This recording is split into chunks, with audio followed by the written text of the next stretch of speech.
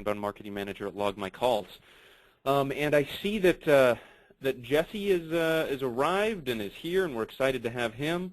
And we're excited to have all of the attendees on the webinar today. So I want to first kind of lay the groundwork, make a couple of announcements, and then we'll turn it right over to Jesse, and he can get going with today's presentation.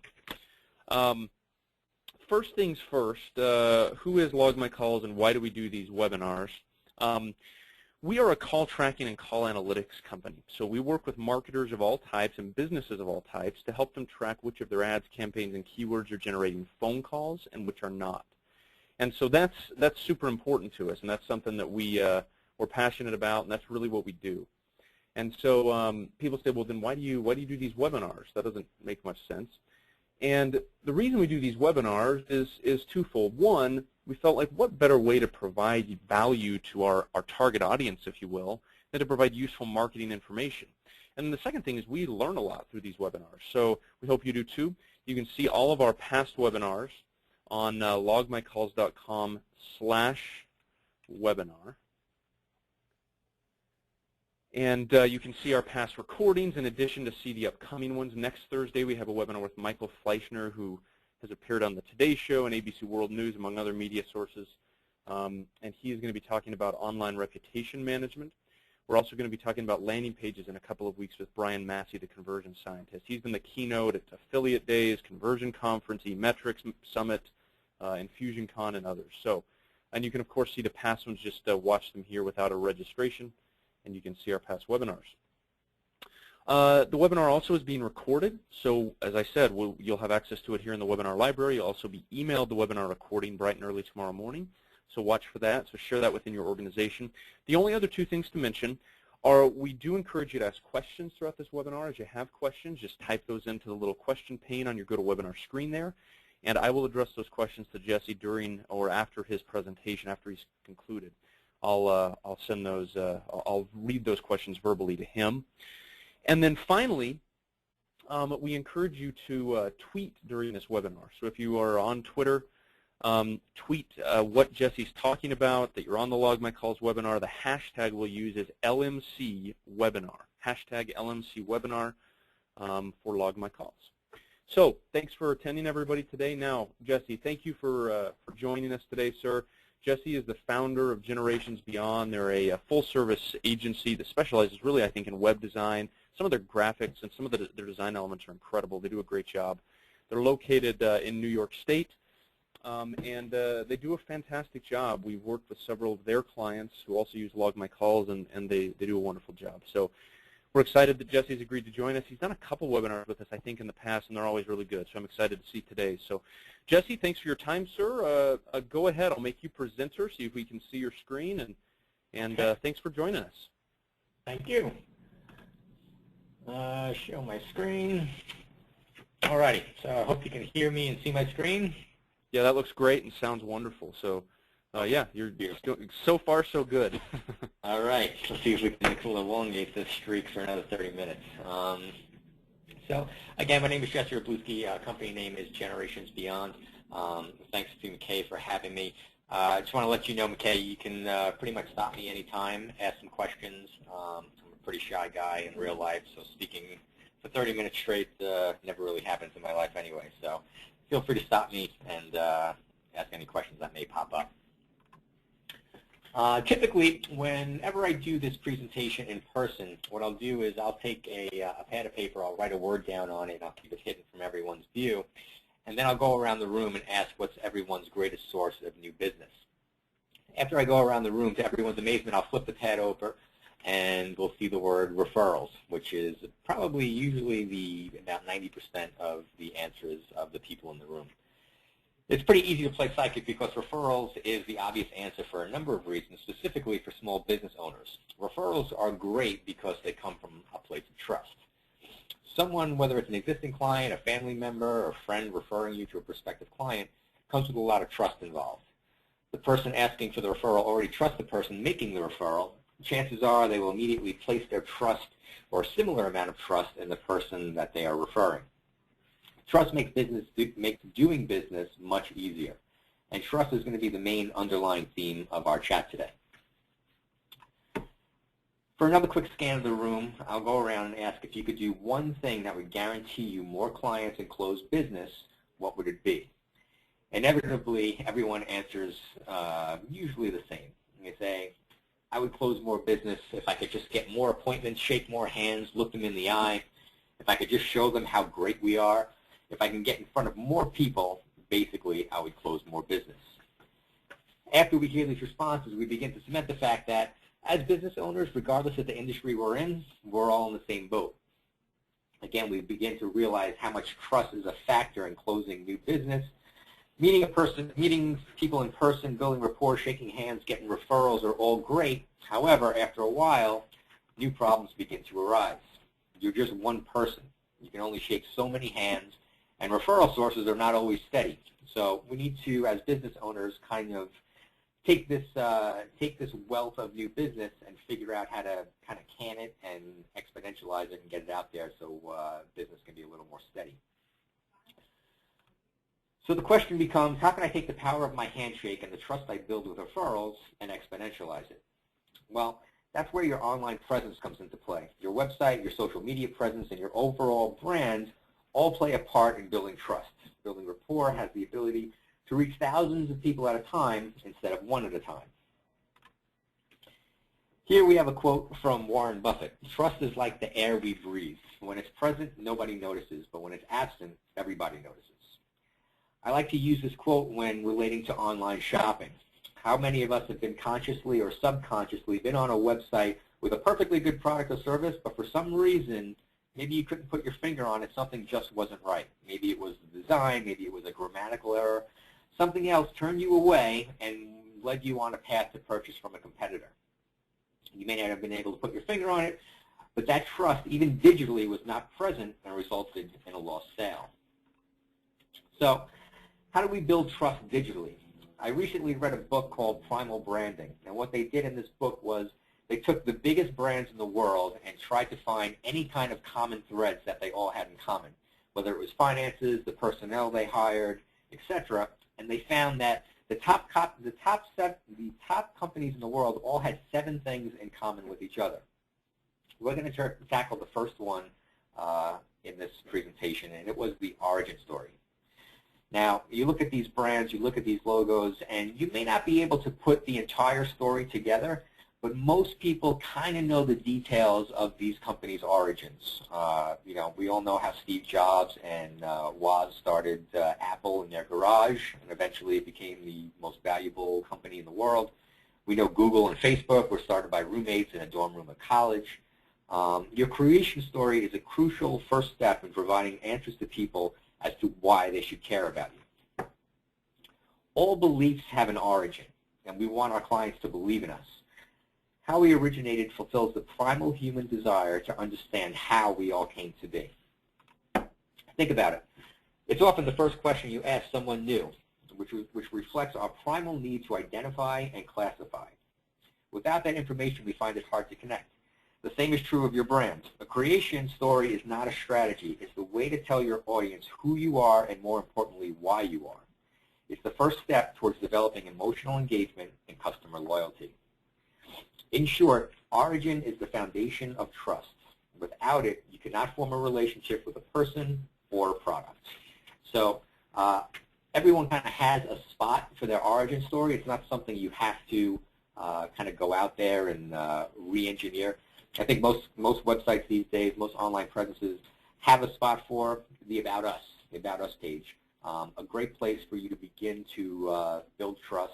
Typically, most home pages nowadays have a little excerpt about who the company is, why the company is, with a click here to read more. So you already have a spot for it. You don't have to go back and re-engineer anything. So if you have a chance and you have the ability, kind of really sit down and come up with your origin story and try to relate that to people. It's a very important aspect of your overall marketing and building trust and rapport with your clients. Social media statistics alert. What webinar would be complete without some obligatory social media statistics? Being in the business for so long, it's kind of a personal pet peeve of mine. Whenever the presentation gets to this part where these astronomical social media statistics get thrown around, percentages, my eyes kind of glaze over. So with that said, let's get into some social media statistics. Now, I found these stats online, and they catered so well to my presentation. I had to include them, even though it's kind of against my presentation style. Pretty simply read out, 82% of buyers say they trust the company more when its CEO and senior leadership team are active in social media. 77% of buyers are more likely to buy from a company if its CEO uses social media.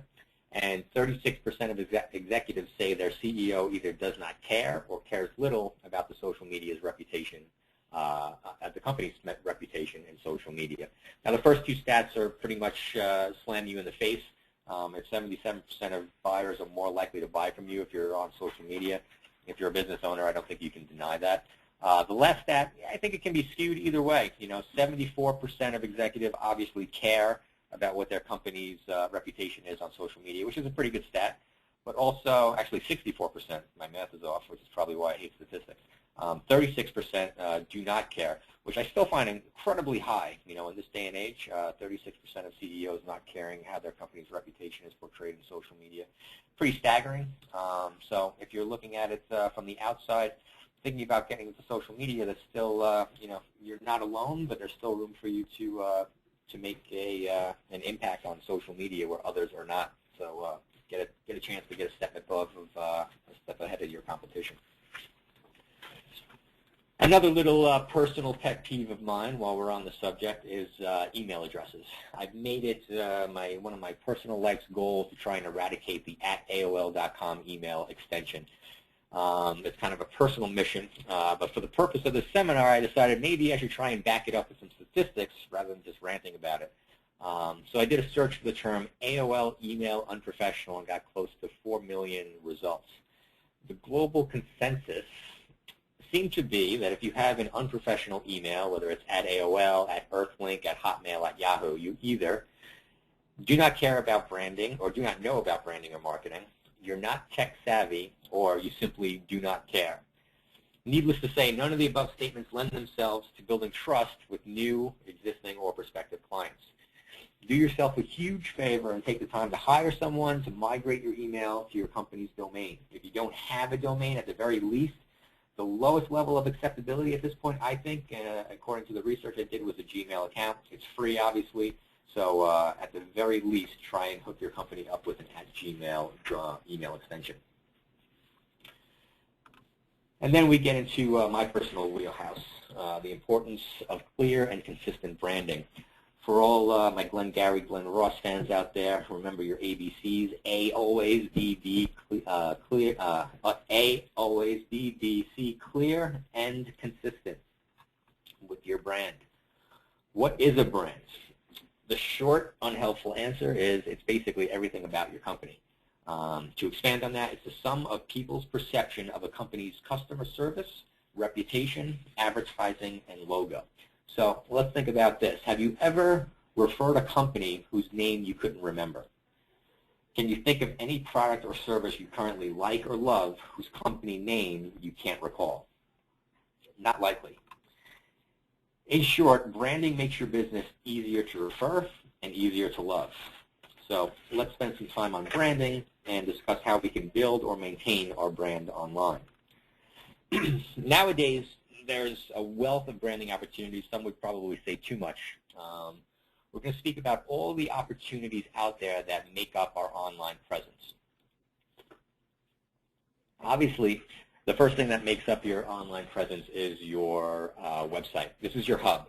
This is where all other facets of your online presence will likely be filtered to. If you can focus only on one aspect of your online brand, I would make sure your website is the most clear and consistent of all your branding efforts.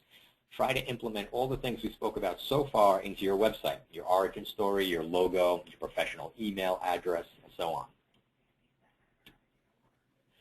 From here, you touch upon your social media profiles, a tremendous, tremendous opportunity for branding. What's the value of having your name, your logo, your tagline pop into people's feeds on a regular basis and stay on top of mind? People on average check Facebook 5 times a day. That gives you a potential branding opportunity unlike anything else in history. If you're going to take advantage of this, let's make sure Your profile icons are clear representations of your logo. Don't cut corners here and accept cropped logos or distorted logos. Low-res logos that look terrible on a big screen. Hire someone if needed and get your social media profile set up correctly. The investment will probably be very minimal. Obviously, pay the same amount of attention to detail when viewing your brief company profile blurbs, your About Us, your tagline. Make sure your website is linked to your company website wherever you're allowed. The next thing that makes up our online presence, probably the biggest offender, email blasts. Companies like Constant Contact came to be by offering services that allow people with any knowledge level to build full-color branded email blasts. That quickly becomes a problem because with these tools, there aren't a tremendous amount of quality control. So you'll be given a space for your logo, and people tend to pop their logo in there, and the space and the logo dimensions don't jive well. You get distorted logos. You get high-res logos that are uploaded to the web and are converted to low-res on the fly. You have pre-rendered templates that have colors in them that aren't necessarily the company's branding colors.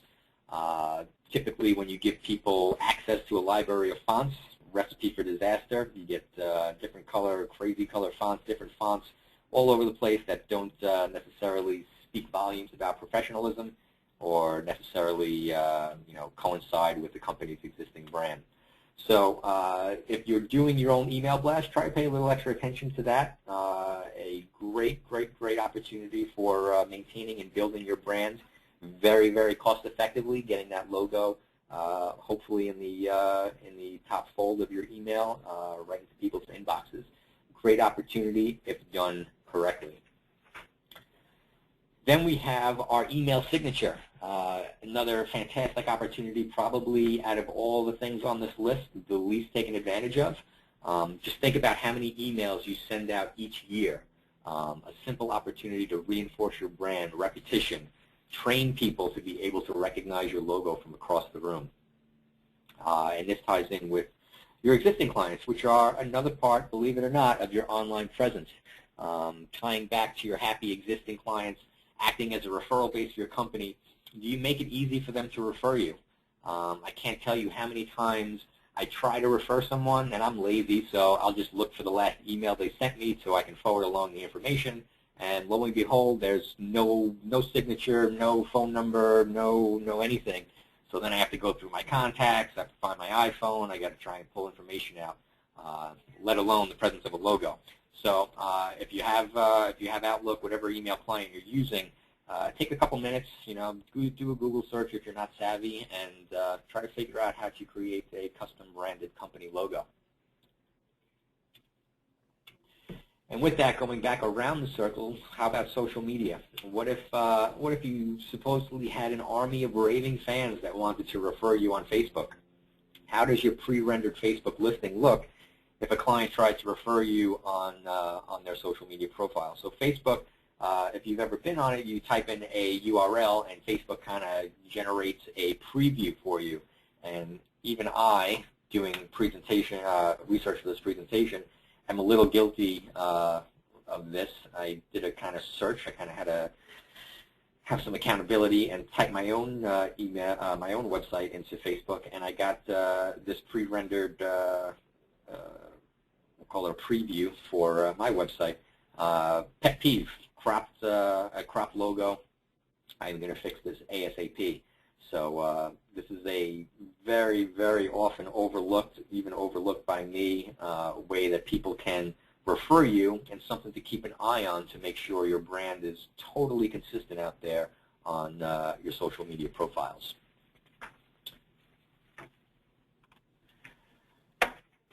So at this point, feelings of being overwhelmed are not uncommon, but I tell people to be thankful. If you think back a decade or two, consider the work that was needed to be done in order to get someone to see your brand. Not only work, monetary investment. Nowadays, it's so simple to get your logo in front of people's faces. Think about back in the 80s. You'd have the yellow book, newspaper, TV, which is very costly, skywriters, billboards. Now we have, there's such an abundance of branding opportunities available, most of them completely free of charge. to establish and make people aware of your brand. Take advantage of it. Don't be intimidated. You can take it one step at a time, but kind of take those opportunities and exploit them. Kind of got through this a little quicker than I anticipated.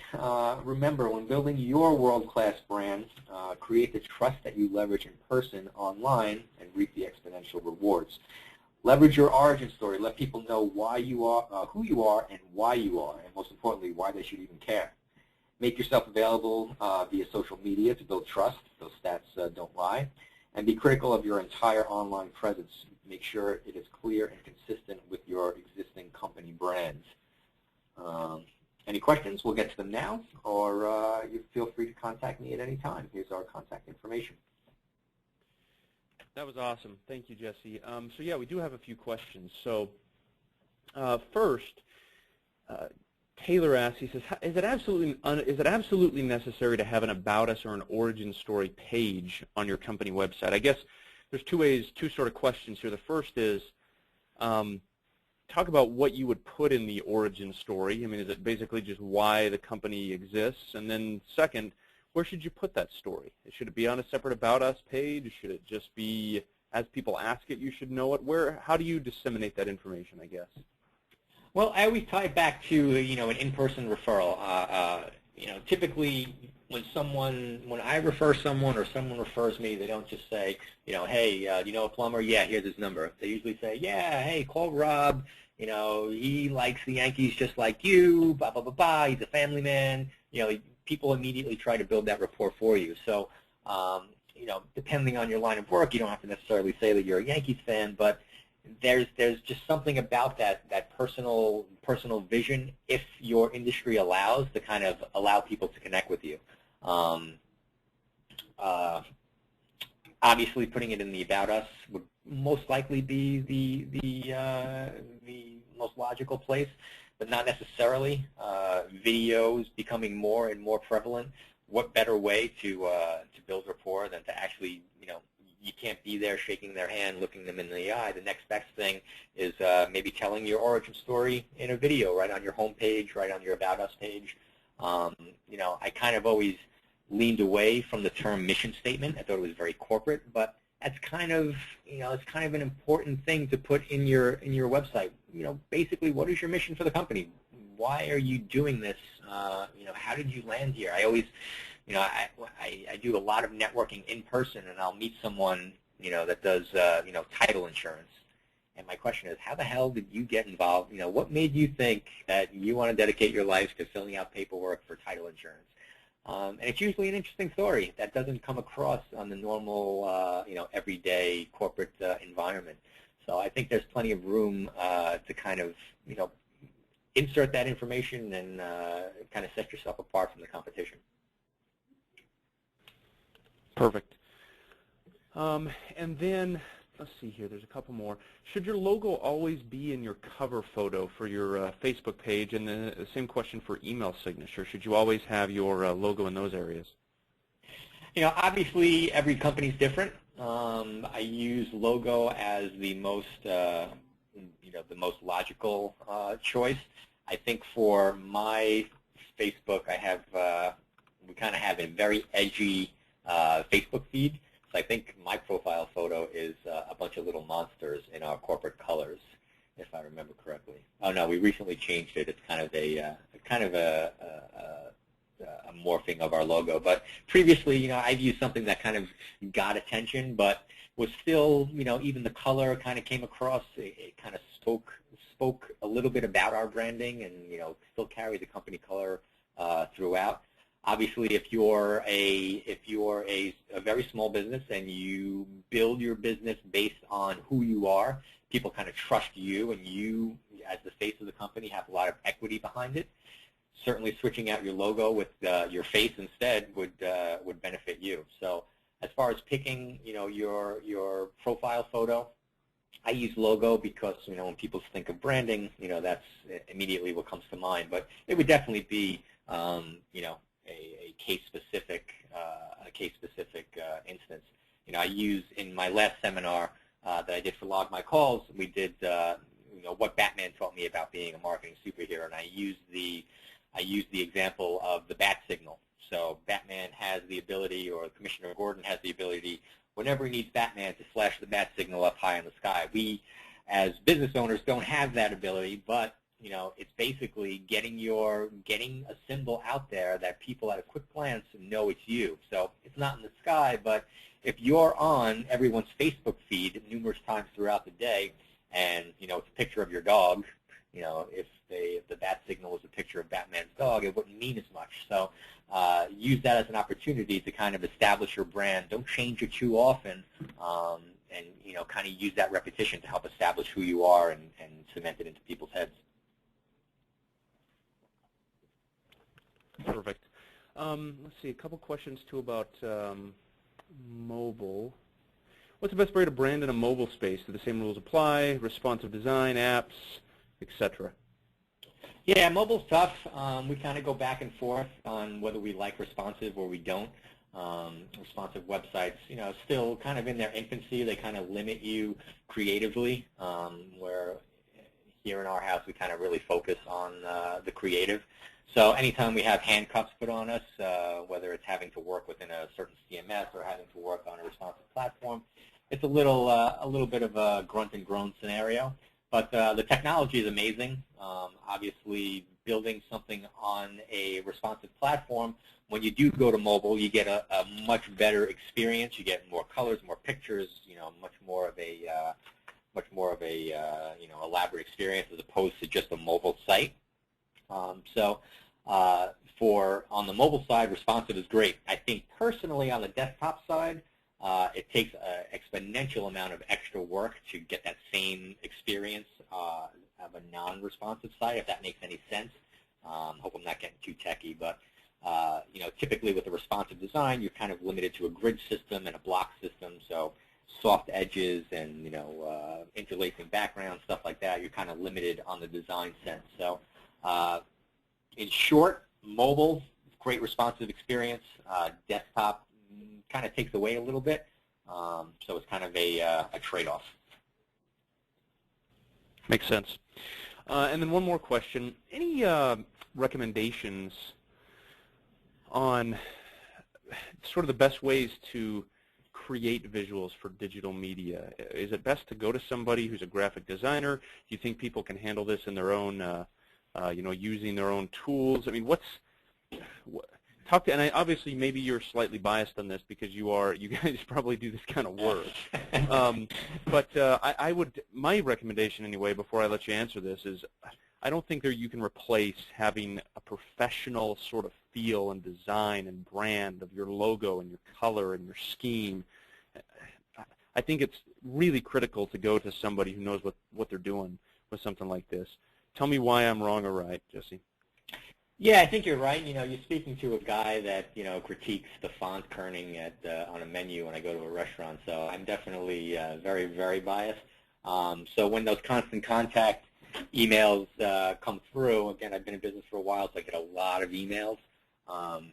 You start seeing the same template over and over, and my attention goes towards constant contact as opposed to the person sending it and their brand.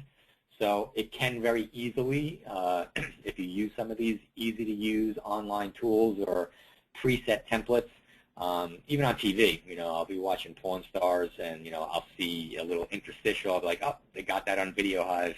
And it kind of completely takes you out of the experience. And, when you see things used over and over, things that are built for an end user that doesn't have a ton of experience, obviously you're going to save a lot of money.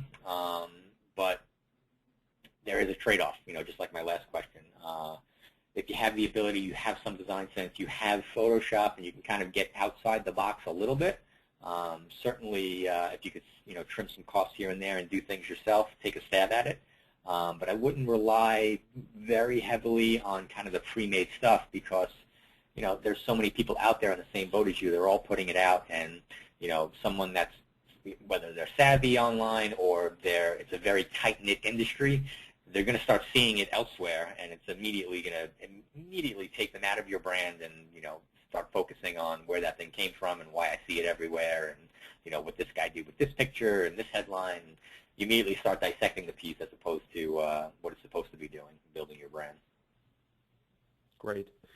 And then, as we've said this, there have been a few more questions. So what are your thoughts on lead nurturing? Need nurturing is not a word. Lead nurturing is a phrase. Lead nurturing through surveys. I know this is kind of out of your wheelhouse a little bit, but obviously people just think of lead nurturing as, hey, I'm going to send you some emails with some content in it. But what about actual surveys and asking questions as part of lead nurturing? Do you like that idea? To tell you the truth, we've never personally leaned on it. We have a couple clients that, through their admittedly small user base, we tried to garner some kind of market research by enticing them with sort of an ethical bribe. You answer these questions, we'll give you, a year free on our service, blah blah blah.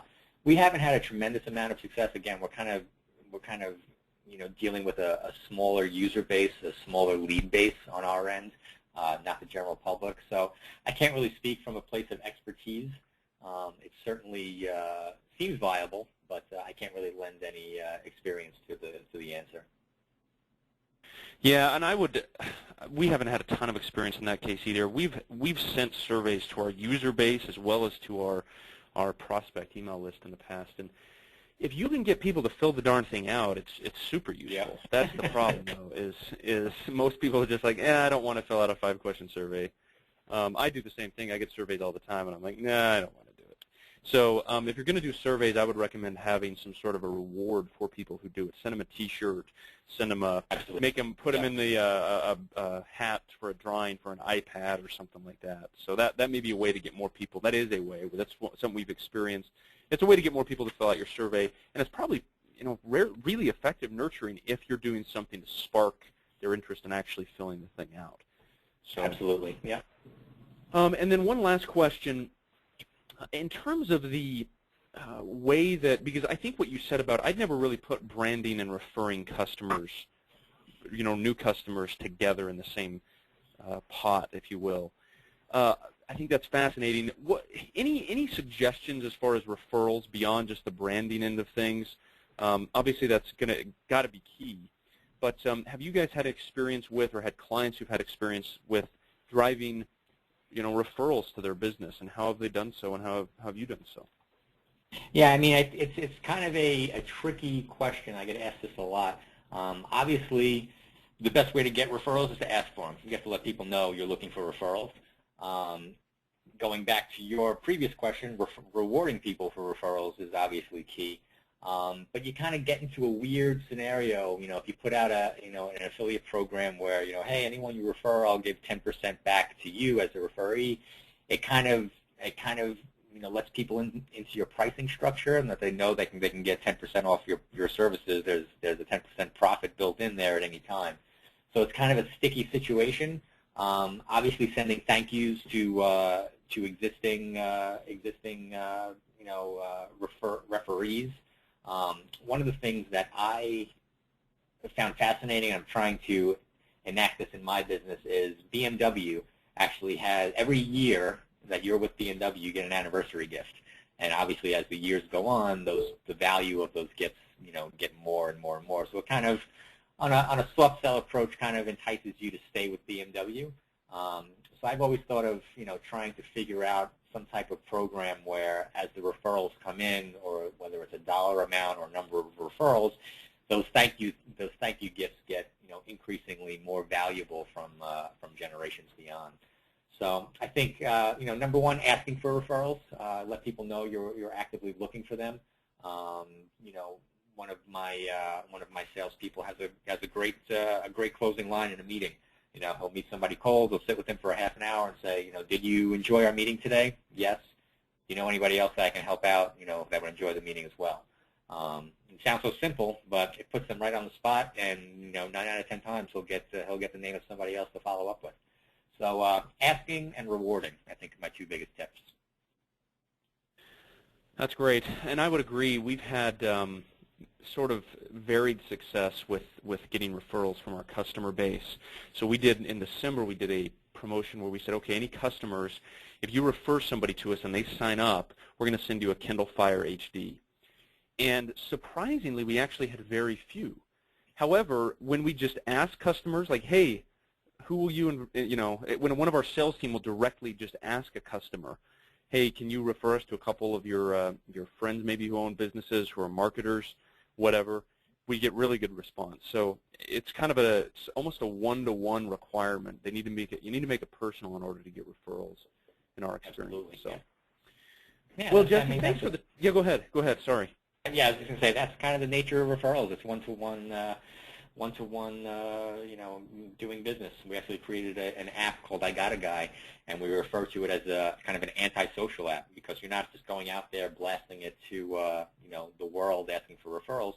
When people come to you and say, hey, I need, do you know somebody? Yeah, I got a guy. It's basically what it is. It's a trusted list of people that you refer out. So, yeah, I agree with you 100%. Jesse, thanks for the time, sir. We appreciate it. Your webinars are always good and beautifully designed. We were actually commenting here in the office as you were presenting about how you whited out our Log My Calls logo, and we're big fans. So we're fans of the whited out Log My Calls logo. So anyway, thanks for the time. And everybody, thanks for attending today. Next Thursday, we have a special webinar with Michael Fleischner. As I said, he's appeared on the Today Show, ABC World News. We'll talk about reputation management and managing online reviews, which is a thing of growing importance. So make sure you attend that. So, Jesse, thanks for the time, sir. Enjoy the rest of your day, and everybody who attended, thank you for attending, and enjoy your day as well. Thanks, everybody. Bye-bye. Bye-bye.